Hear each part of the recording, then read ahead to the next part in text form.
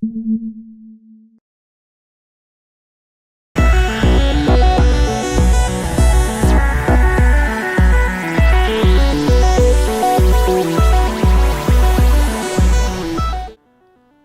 everybody, what's going on? Your host, LovelyCheesePizza here. Welcome back to Let's Play some more Gran Turismo Sport. And we are in campaign. We're pretty much even here, so if I really wanted to, we could jump into something else and see what's going on in the world. I really kind of want to do some of this. Now, we haven't done any of it yet, and it's really intriguing to me. I really kind of want to give it a go. However, sorry, I'm still a little bit congested, so if I end up kind of sniffing up a bunch of junk every once in a while and it's disgusting, I apologize, but that's just the, when you have kids and they're sick, you're basically constantly living in a cesspool of germs, so hooray! Alright, so, let's jump into a different one than this. I would particularly enjoy being in... Oh boy. Well, actually, it probably depends, now that I think about it. It probably depends on what we end up doing in GT League. Would probably depend on what car they'll let us drive. Like, what's going on here? Sunday Cup. Yeah, race number 1. No car model restrictions. Maximum horsepower 374. Okay. We can do that. 374. So, let's go to the garage, since we have a fair amount of things that we can work with here. Home. Garage. 216. 370. That's actually like right on the money. Is there anything that's kind of teetering the area there? 343, 355. Ooh, this one's 349. I'm kind of down with this, actually. Let's give this thing a go. We haven't actually done anything with it. Let's just change a couple of settings, though. Traction control set to 3. Sports hard. We can do sports soft. Let's do sports medium. I don't like being hard or soft. I like the medium stuff. And then, how about... So, power up. So, we can change it, yes? Okay, so let's go 370. That sounds perfect. If we go down too much, it's going to get a little ridiculous. Let's just go 105. Okay, let's go back. I think that's exactly where we want it to be. We're not overdoing it in terms of horsepower or anything like that, so we are going to be set to go. I have a couple of stories, by the way. Neither one, well, one of them involves me because it was a dream that I had, but the other one is just a story that is the most fucking Oregon thing I have ever heard of in my life, and it goes as such. Oh, it actually lets me pick the damn car. Okay, well, let's just do this. Let's pick this guy, and we're jumping in. So, this happened, I think, just a few days ago. An Oregon guy, I don't remember where this was, but it sounds backwoods enough. But an Oregon guy got arrested for attempting to burn down a McDonald's because they wouldn't make him 30 double cheeseburgers. Which I'm sitting here thinking, A, what the fuck are you doing ordering 30 dub cheese? 2, why would these people... I mean, I kind of understand the apprehension on not wanting to make, you know, thinking that a guy ordering 30 double cheeseburgers is kind of sketchy, because it totally is. The only time I can realistically think that that's an order that's going to happen is either a shitty teenager is playing a prank, or you're, you know, doing like some type of catering event and you made the awesome choice of having McDonald's be your preferred catering place for your event. You wanted 30 double cheeseburgers, of which I am fully on board with that. But that aside, this guy, perfectly named for this situation, by the way, his name was Jedediah.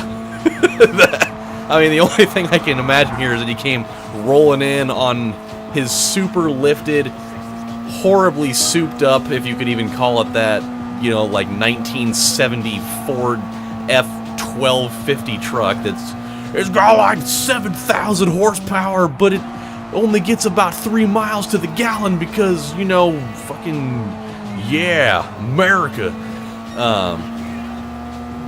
So, with that in mind, he goes in and he wants 30 double cheeseburgers, and they don't do it because, you know, it doesn't really look like a guy that's probably going to have a lot of money on him, and so he just decides that he's gonna try to burn the whole place down.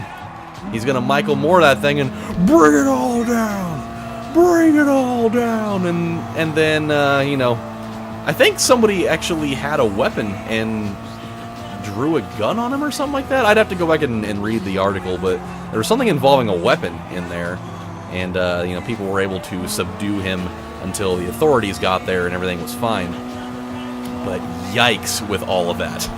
Fucking yikes. You can't just, because they don't make you a burger or the amount that you want, just go and burn the whole fucking place to smithereens, man. That's pretty wild. And he had no regrets about it either. No regrets at all. Cool. And then, which also, there's a lot of stories like that. That's the crazy thing, is like that, as much of a fringe thing as that sounds to be, where it's just like, oh, that's a really weird story that probably never happens. That probably happens way more than we realize. Like, I hear stories every once in a blue moon about people that just have these fucking explosions when people don't make things at a fast food restaurant the way they want, or people that are ordering things that place doesn't make. Like, I remember, I think I've talked about this before, but a while back there was a guy that, there's either I think it was a girl actually, that just had this absolute horribly ugly meltdown at a Taco Bell because they wouldn't make her fries, which now they do have fries. They have those nacho fries, and they're really good. Holy crap, they're good. Those things were glorious. I gave those things a try not too long ago, and for being 99 cents and being little just cheapy fries that are basically their cheesy Fiesta potatoes just shaping into fries with their totally not real at all cheese, it's delicious. But yeah, it's crazy. That's somebody in my state, again, embarrassed the human population by doing something totally dumb like that. And then the other one, let's get into this other piece de resistance, and it's this weird dream that I had. Go figure, because, you know, the dream vault is really a thing. It really is. So, with this, I had a dream that I was in, like, this underground fight club kind of thing, which I seem to have more of those than the average person should. But I was in, like, this underground fight club type of thing. Oh, I don't like these. I don't like this track, if I remember it correctly. The Suzuka circuit.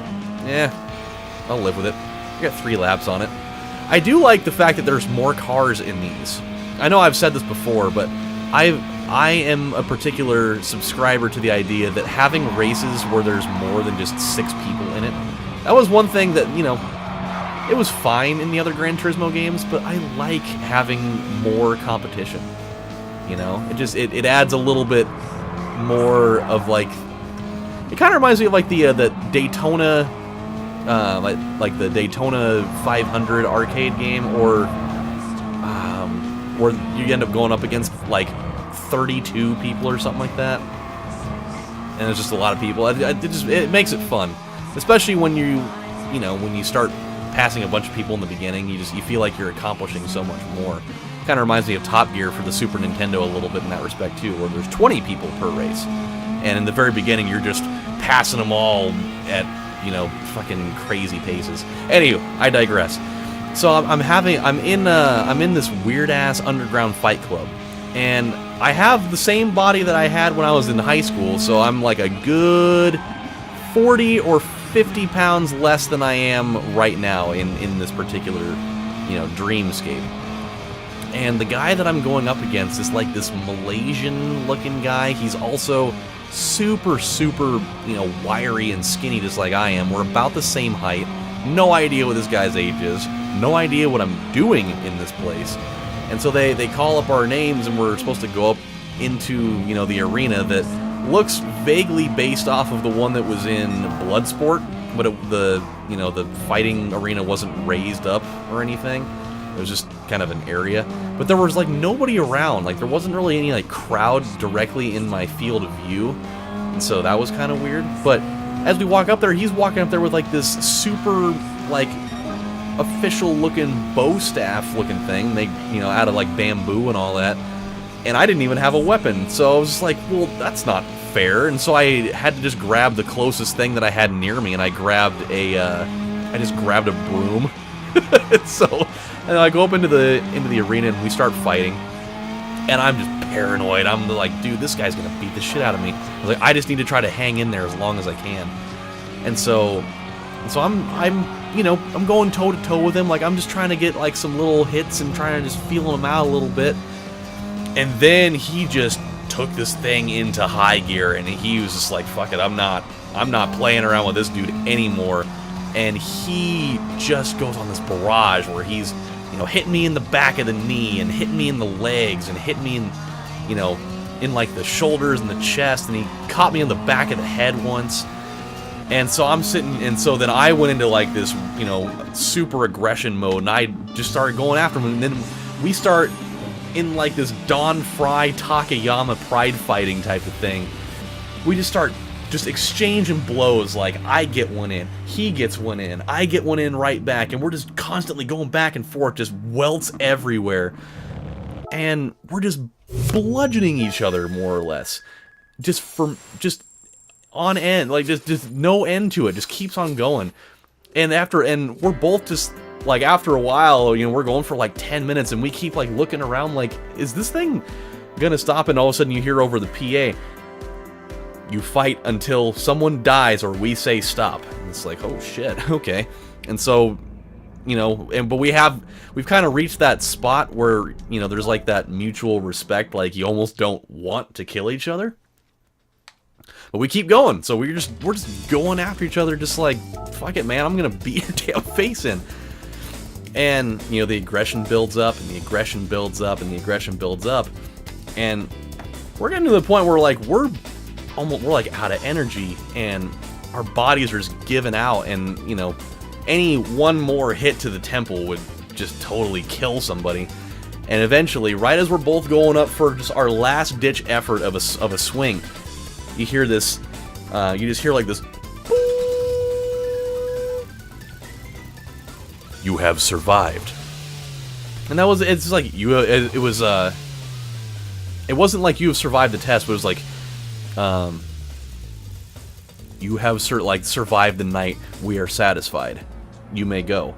And so we just, like, we're like, okay, what the fuck? And then we just walk over to the side, and as soon as we get off of, like, the arena floor, we're just, like, sitting there exchanging pleasantries, like, hey man, yeah, that was tight. You know, and we're sitting there, like, hugging each other and, like, you know, recapping the fight, like, oh, that part was really cool, and I got you, like, right across the face, and we're just, like, laughing about it. And then we just left the building and went and had a beer in a hot tub. It was so weird. And then I woke up and I was just like, dude, you have problems. You legit are a weird person.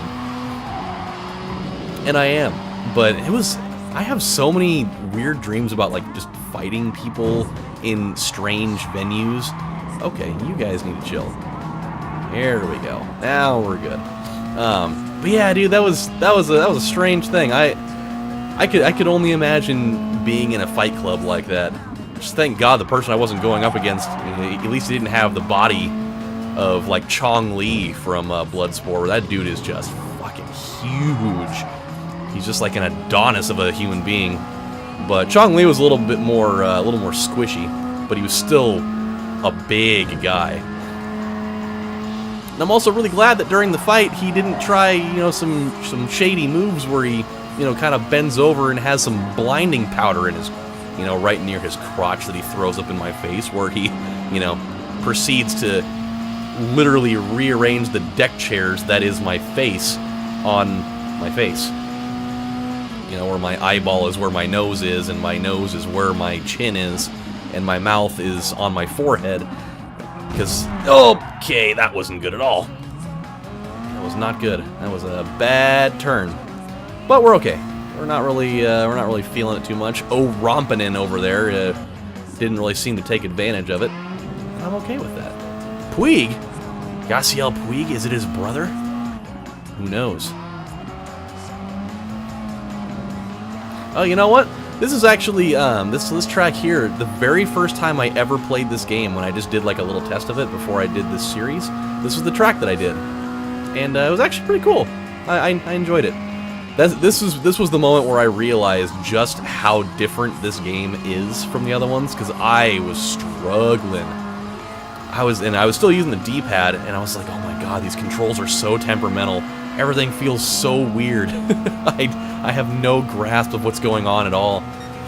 But things really changed a bunch when I realized that using the joystick is actually much better. Because in the retro games, using the... Oh my gosh! Wow, you really have to... oh my god, this is not good. You really have to... I don't even know what I was saying. I think I was trying to say you really have to stop early there. But in the retro games, using the joystick, in my opinion, is actually arguably harder than using the D-pad in that. Like, I actually have an easier time controlling the game with you know, with the D-pad there. But here, the D-pad, it's so just finicky and weird. What the hell is going on? I was hitting the D-pad and I didn't even know what was going on until I realized the course map down there on the bottom is what that was. Okay, well, it looks like we're still gonna win. That's good. I'm glad that our egregiously horrible just slam into the wall isn't going to really cost us too much, necessarily. And... stop. Okay, cool. Still probably didn't pull that as much as I should have, but, not too... See, yeah, at least it makes me feel better that I wasn't the only one. They're like, okay, this guy, he isn't first. He's got to know what's going on. He's gonna know just how to take this thing. And I go to the wall, and the guy's like, no! This isn't what I wanted! There we go. Okay.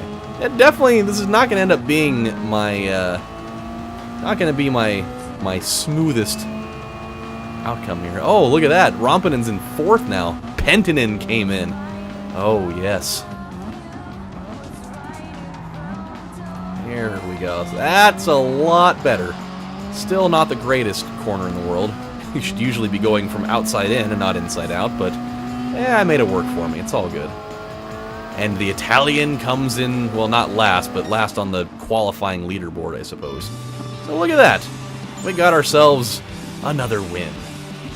3-0 on the Sunday Cup today, and that makes me feel good. So let's see. The American got 10th. That's just sad. But at least he finished above, what, that Norway? I believe Norway is the white and blue, and then Denmark is the red and blue. Yeah. Doing pretty good. Okay, almost to level 16. Well, alright guys, look at that. We did pretty good today. We got 3 races done in the Sunday Cup, and we had a fairly, you know, visually appealing looking wins in it. So how about that? I'm feeling pretty good about this. I like the campaign mode. I like the way those races are put together. So, my friends, we're going to stop right here. When we come back on the next installment of Let's Play Gran Turismo Sport, we are going to take on some more races in the Sunday Cup, I think. It seems like that was a pretty fun little thing to do. So we'll do that. And Grand Theft Auto 5 has an update file that was installed. And that reminds me, I need to go back and do the other 2 end scenarios of that game, because I promised people that I would. So, you guys take it easy. I'll see you next time. Take care, everybody. This is Lovely Cheese Pizza saying, don't burn down a McDonald's just because you want 30 cheeseburgers and they don't do it. I understand.